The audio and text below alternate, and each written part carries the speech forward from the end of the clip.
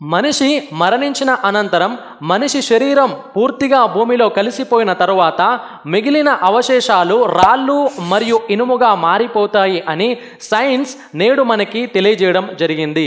దీనినే సైంటిఫిక్ టర్ములో పైరటైజ్డ్ ఫోసిల్స్ అని అంటారు.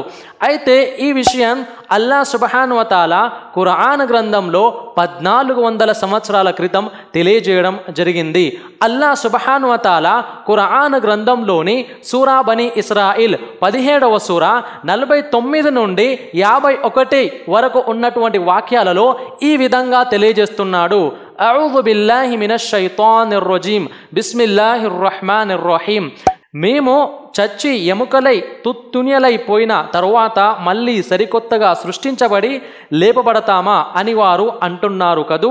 కుల్ కూనూ హిజారతన్ ఔ హదీదా, వారికి చెప్పు, మీరు రాళ్ళైపోయినా ఇనుమైపోయినా, ఔ ఖల్కం మిమ్మా యక్బురు ఫీ సుదూరికుం, లేక మీ మనసులకు ఎంతో కఠినమైనదిగా తోచే మరేదైనా సృష్టిగా మారినా సరే మిమ్మల్ని తిరిగి లేపడం అనేది తథ్యం. చూడండి సోదరులారా, అల్లా సుబ్హానహు వ తఆలా ఈ ఖురాన్ వాక్యంలో క్లియర్గా చెప్పేశాడు, మనిషి మరణించిన తరువాత ఇనుముగా మారిపోయినా లేదా రాళ్ళుగా మారిపోయినా తిరిగి లేపుతాము అనేటువంటి విషయాన్ని తెలియజేయడం జరిగింది. ఈ విషయాన్ని నేడు సైంటిఫిక్ రీసెర్చ్ చేసి మనకి తెలియజేయడం జరిగింది. 1400 సంవత్సరాల క్రితం ముహమ్మదు రసూలుల్లాహ్ సల్లల్లాహు అలైహి వసల్లం వారికి అల్లా సుబ్హానహు వ తఆలా ఈ విషయాన్ని తెలియజేయకపోయినట్లయితే ఆయనకి ఈ విషయం ఏ విధంగా తెలుస్తుంది? కాబట్టి ఇది ఖురాన్ యొక్క అద్భుతం. ఇది యాదృచ్ఛికం, కోయిన్సిడెన్స్ అని అనుకుంటున్నారా?